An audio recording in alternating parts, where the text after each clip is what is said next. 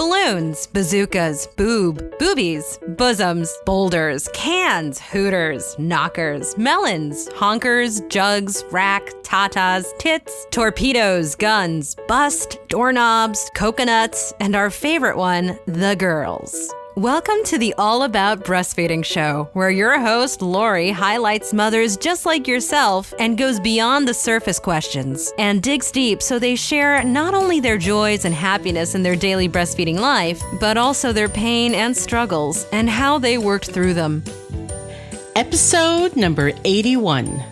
This is a continuation of last week's show, number 79. Welcome to the All About Breastfeeding show, the place where the girls hang out. I am your host, Lori Jill Eisenstadt, IBCLC. I would like to invite you to join the All About Breastfeeding community Facebook page. Just go to Facebook and search for the words All About Breastfeeding Community. You have to put the word community in there, otherwise it will bring you to the wrong page. My hopes for this community group is to be able to connect with you and for my listeners to connect with each other about your breastfeeding journey and to be able to share your thoughts and comments about the different shows and interviews. I'm also very open to suggestions about what topics you would like to see covered and suggestions for guests you would like for me to have on the show. My never-ending commitment to educate the public about breastfeeding is alive and well. I do this in the classes I teach, the consults I have with breastfeeding moms, this podcast that I host, my website, and now with the All About Breastfeeding community. Once you join, you will be able to access the educational handouts I have created so far and new ones that are being added every few weeks. Some of the topics that you already see in there are yeast, one on if your baby is not breastfeeding well. There's also a handout on finding a mother's group, postpartum depression, colostrum, and on the enzyme lipase and why pumping moms want to know more about this. And then I have a 3-page checklist on preparing you to return to work, which is a very detailed checklist on many of the things that it would be nice to know before returning to work. You have access to all these handouts just by joining the All About Breastfeeding group on Facebook. I look forward to chatting with you in the group. Thanks so much to everyone who has personally emailed and messaged me to tell me that you really liked the previous show on what you can expect during the first 5 days of breastfeeding.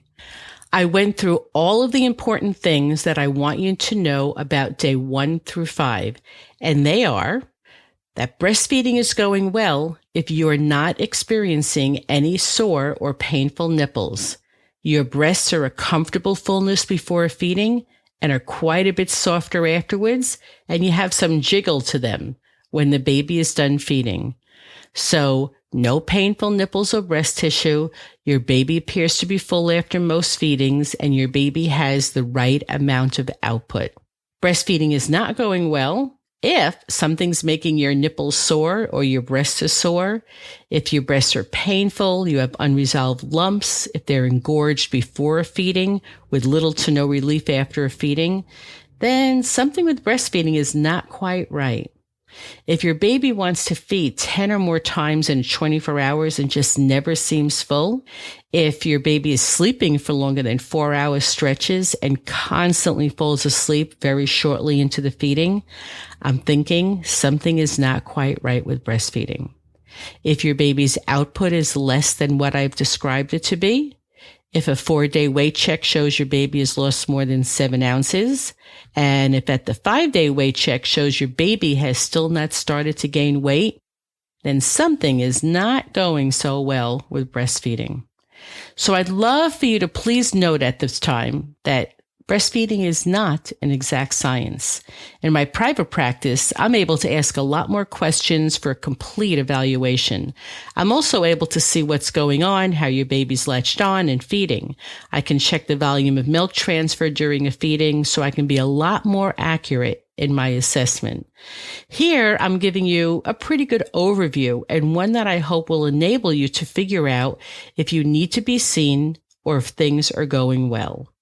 If you are saying yes to one or more of the signs that breastfeeding is not going well, it will be a good idea for you to seek help with an IBCLC. When it comes time for the early days of breastfeeding, I just feel that erring on the side of safety, meaning get help if you're not sure, is a much better way to go about it than sitting home, waiting, wondering, and worrying. Onward with today's show, which is going to take you through day 5 through day 14 of normal breastfeeding. On your baby's 5th day of life, you should be continuing to breastfeed in comfort. The whole act of breastfeeding may very well still feel pretty awkward to you if you're like most of us. You will likely still be figuring out which positions seem to work the best for you and for your baby. Getting the right setup with pillows, what kind of pillows, maybe no pillows, what kind of chair you're sitting in, and sometimes if using a stool is helpful or not. These are all things that you spend the next several weeks just working on until you find what seems to work the best for you. It's important that you have patience with yourself, your baby, and the process of learning how to breastfeed. It's common for most new mothers to feel like you don't know what you're doing and to feel some degree of lack of confidence. If most of us breastfeeding mothers were truthful, I think we would say that. More than likely, you're not giving yourself enough credit as you are in the learning phase of some pretty important new skills that you've never had the opportunity to practice before.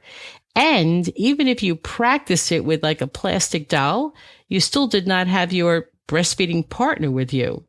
So looking at pictures, watching videos, and practicing with dolls can only take you so far. The real learning comes when you have your real live breastfeeding partner, your baby with you, and now you can learn together. You may be experimenting with positions that you don't have to sit up for, like side lying and laid back nursing. I'm not suggesting that you keep changing positions all the time. I'm just saying that if you have not found something that you're very comfortable with, it's helpful to experiment.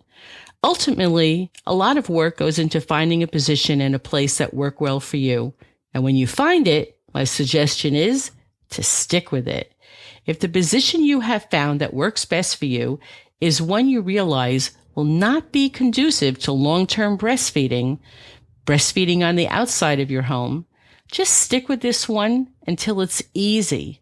Then begin to experiment with one that you know will work best when you're on the outside. Perhaps when you don't have your pillow, you don't have your stool, you're not sitting in that perfect chair. But wait until you just get really good at breastfeeding at home before you start experimenting.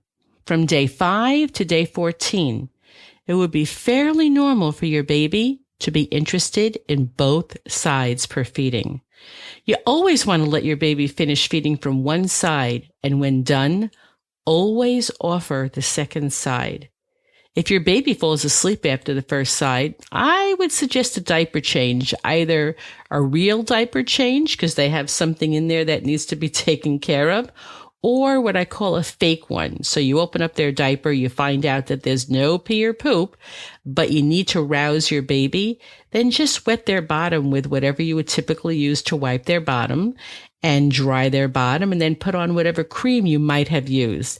And let's see if this rouses your baby enough, and then you can offer them the second side. I find in newborn breastfeeding, a lot of babies tend to go to sleep after the first side, but they're not necessarily done. And you will lay your baby down thinking they're done, and within 15 minutes to a half hour, they're waking up looking for the other side. And I find that if you do just a little bit with them, like a diaper change, that more than half of the time, your baby will easily rouse and show an interest in the other side. But if after 15 minutes of trying with a very sleepy baby and they're just not opening their eyes and just showing no interest and you just can't pull them out of a deep sleep, then I would say just let your baby be until he or she shows hunger cues again.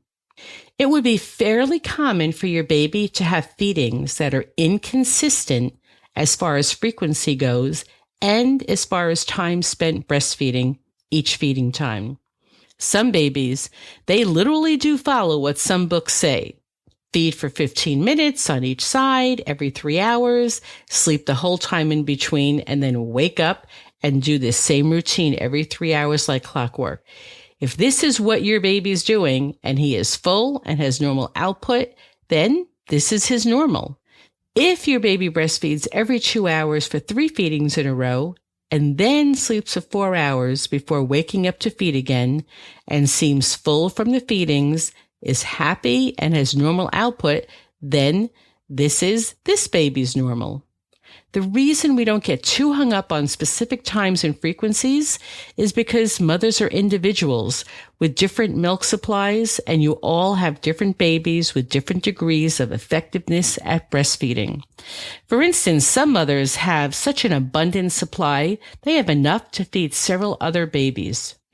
If this is the case, you will usually hear your baby is gulping at the breast, and they literally can be done after 15 minutes on one side only and happily and contently sleep for 3 hours.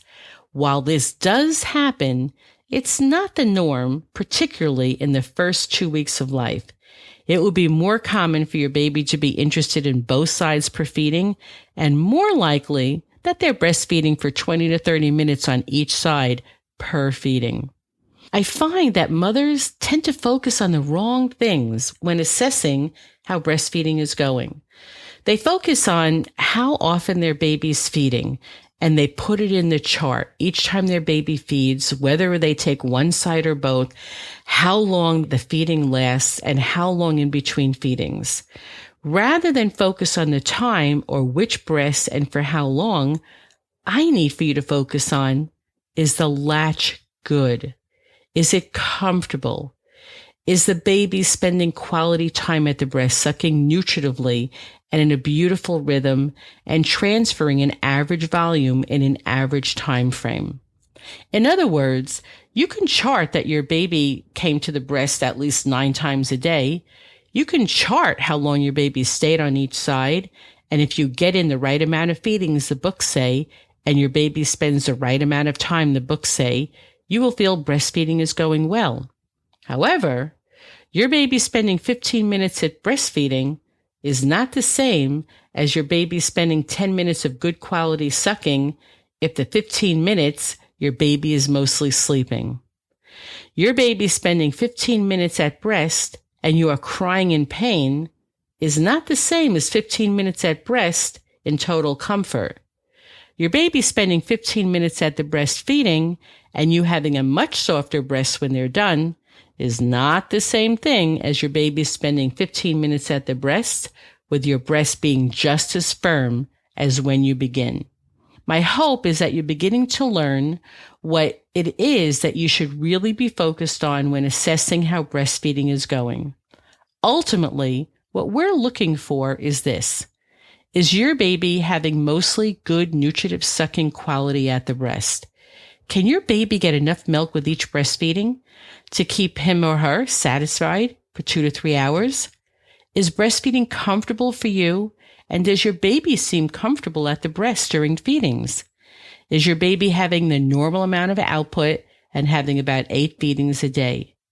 If the answer is yes to all of this, breastfeeding is going well for you, and this will probably be confirmed at your next pediatric visit when your baby is weighed. There is a normal rhythm to your baby's feeding, and he should not be sleeping at the breast. You should not be needing to nudge your baby to stay awake to feed. You should not need to be tickling or blowing on their face or using wet washcloths over their body to help keep your baby awake enough to feed. Sleepy babies at breast usually means poor feedings, and this is a huge red flag for you to get expert help.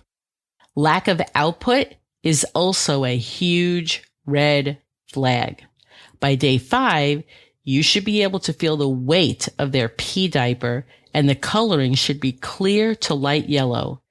If there's not much pee, or if it's dark in color, or has a strong odor, this is a sign that your baby is not getting enough food and possibly dehydrated. And this is another huge red flag. By day 5, your baby should have already gone through 4 days of frequent stooling with the colors and consistency changing from the early dark black and sticky meconium to a lighter brown and less sticky to a very definite 2 to 3/4 size stools on day 5 that are yellowish in color and cottage cheese or seedy in consistency. Lack of stools and dark stools are a huge red flag. Remember we talked about the fact that your baby should not lose more than 7 ounces in the first 4 to 5 days. And 7 ounces is really even on the higher end of weight loss. Well, now your baby should be gaining from the 5th day on. And he should be gaining enough so that he is back to birth weight or within an ounce or 2 at 14 days old. One more very common breastfeeding behavior that we often see develop in the first weeks is cluster feeding. If you don't know about cluster feeding or understand it, this can really throw you off. So cluster feeding, basically it's when babies bunch their feedings close together at certain times during the day. You may begin to worry that you don't have enough milk because they literally give you hardly any break between one feeding to the next. These cluster feeding sessions usually happen for 3 to 4 hours in a row. Usually happens in the evening, and not always, but usually follows a longer sleep period. While there are many theories out there as to why cluster feeding happens, the truth is, we really don't know why. We just know that if your baby typically spaces out all of their feedings, is happy most of the other times, has normal output weight gain, and is otherwise breastfeeding well, then cluster feeding is nothing to be concerned about. Once you're sure everything else with breastfeeding is going well, and you have these consistent cluster feeding sessions once a day, it then becomes more about how you respond to the cluster feeding times rather than thinking something is wrong that you have to fix. Whether the reasons for this behavior is that the supply is lower during this time, or whether the flow of milk is slower during these times, or whether it's just a time period that your baby wants to be held and cuddled or rocked and swayed, does not really matter so much. What matters is that you understand that this is very normal newborn breastfeeding behavior, and that you understand that it may last a few days, a week, a few weeks, or a couple of months. Now that you know it's normal, you are saying to yourself, how can I possibly deal with this, particularly at the end of a very tiring day? Well, knowing that it's normal, that alone usually takes a huge weight off a mother's shoulders, as they typically feel they're doing something wrong or they don't have enough milk. And this creates a lot of stress. But knowing this is normal can help to reduce your stress a few notches. And now that you know that this behavior is normal, you can begin to anticipate this behavior, which means you can then come up with a game plan on how to deal with it rather than thinking it's something you need to fix. It becomes pretty clear to you that for a few hours, you probably can't count on being able to do much of anything except feed your baby. Here are some of the things that might help you. Baby wearing. With your baby in a wrapper sling, your baby may be happier for a little longer. With your baby in a wrap, you may be able to eat dinner as your hands will be hands-free. And remember, any other person, adult in your household, can also wear your baby. Speaking of dinner, if this always seems to happen around dinner time, you might think about trying eating dinner about a half hour earlier than you might have ordinarily done. This saves you from not getting hungrier and hungrier as your baby wants to nurse more frequently and you losing patience rather easily. Speaking of food, again, you can plan for cluster feeding by having quick and easy snacks that you can just grab. Have all the makings for a protein shake in one spot so you can put it together in 5 minutes or less. Of course, having someone in your household know that they're going to need to help you during this time period can be a huge help. They can make something for you to eat, bring you drinks and snacks. They can hold your baby, take your baby out for a walk for a short period of time to free you up to just eat your dinner, or to take a shower in between quick feedings, or to just close your eyes for 20 minutes. If you have other children, it will be incredibly helpful if you have someone else who can take care of the other kids during this time each day. If your baby is not incredibly fussy and does not need to be rocked and sang to and just wants to feed frequently, what better time to plan on binge watching one of your favorite TV shows? As long as you're sure these are normal cluster feeding sessions with a baby that is otherwise breastfeeding well, you definitely do not want to offer your baby milk in a bottle. Moms tend to do this because of their own internal pressure or pressure from outside sources. When the thinking is that you do not have enough milk, there's a strong tendency to want to give milk in a bottle. And offering your baby milk in a bottle means that he will get full from a large volume in a short period of time. This means that your baby will be less interested in coming to the breast so frequently. Sure, this gives you a break, but at the same time, it will cause your supply to drop. Less breast stimulation equals less milk. This will also undermine your confidence as you sit and watch your baby just gulp down a lot of milk.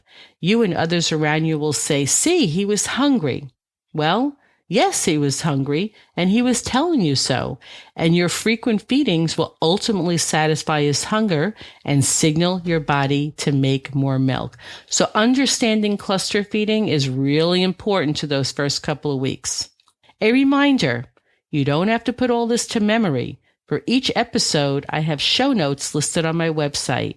Either inside or attached to these show notes, you will find checklists that I have referred to and links to videos and websites that I've referred to. All you need to do is go to allaboutbreastfeeding.biz/podcasts and look for this show, number 81. Your take-home points for day 5 through 15 are knowing how to tell the difference between really good sucking behavior and good milk transfer, and babies who are just hanging out at the breast are one of the most important things for you to learn about early breastfeeding. Without good milk transfer, your baby will not gain the proper weight and you will struggle with your supply. Understanding that breastfeeding should not hurt or cause sore nipples, cracked or bleeding nipples, or ongoing engorgement. Painful breastfeeding usually leads to poor milk transfer and lack of weight gain, and you will likely struggle with your supply. Painful breastfeeding frequently leads to chronic clogged ducts and breast infections. Understanding normal weight loss and weight gain and the time frame for this. Understanding normal output and color and volume and consistency of output is important information for you to have. And last but not least, the wonderful subject of cluster feeding. I will be honest and just put it out there that cluster feeding can be very difficult for some of us. Knowing that it's normal and having a game plan on how to respond to this behavior can make all the difference. Please do educate your family members about cluster feeding and elicit their help during these few hours each day. By educating them of the normalcy of cluster feeding, this will help well-meaning family members to continue to support you with breastfeeding rather than suggest you offer supplements because your baby is so hungry. And this, I really can't speak for the importance of this because this is a very common reason why moms begin to supplement when perhaps they didn't need to, and why 3 or 4 or 5 weeks later, they're just no longer breastfeeding because their supply suffered and their baby started to prefer the bottles. Episode number 79 and this one, number 81, are specifically geared towards knowing what is normal breastfeeding behavior the first 2 weeks of life. I find that once you get through these first 2 weeks and all is going well, It may take you a few more weeks of practice in getting used to breastfeeding. Pretty soon, you'll begin to enjoy the comfort that it brings to both you and your baby. You will really begin to enjoy the convenience that breastfeeding brings to a new mother. I mean, we all have to feed our babies one way or the other, and to have all the goods readily available, anytime, any place, always in the right container and at the right temperature, have baby and breasts and will travel. What could be more convenient? I hope you've enjoyed these 2 shows and learned a lot. Please be sure to go to the show notes to see videos of babies who are breastfeeding well and handouts on how do you know breastfeeding is going well or not. Please also go right ahead and share this show with other pregnant moms and new moms. There's a wealth of knowledge here that I'm sure they will appreciate. I will leave you today with today's quote. The natural state of motherhood is unselfishness. When you become a mother, you are no longer the center of your own universe. You relinquish that position to your children. Jessica Lang. Until the next show, bye-bye.